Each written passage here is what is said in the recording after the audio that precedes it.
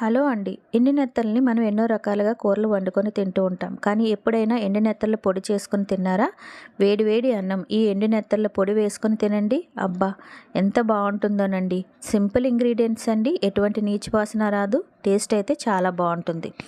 ఒక 20 ఎండు నెత్తల్ని కొంచెమంత ఆయిల్ వేసుకొని మంచి అరోమా వచ్చేంత వరకు సిమ్లో ఫ్రై చేసుకొని ఒక ప్లేట్లోకి వేసుకోండి.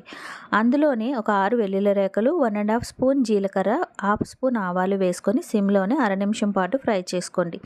స్టవ్ ఆఫ్ చేసేసుకొని మీ కారానికి తగ్గట్టు ఎండుమిర్చి, కొంచెమంత కరివేపాకు వేసుకొని 1 నిమిషం పాటు ఫ్రై చేసుకున్న తర్వాత ఎండు నెత్తళ్ళు, రుచికి సరిపడా ఉప్పు వేసుకొని దీన్ని అంతటిని బాగా చల్లారనివ్వండి. తర్వాత మిక్సీ జార్లో వేసేసుకొని మెత్తగా గ్రైండ్ చేసేసుకుంటే ఎండు నెత్తళ్ళ పొడి రెడీ అండి.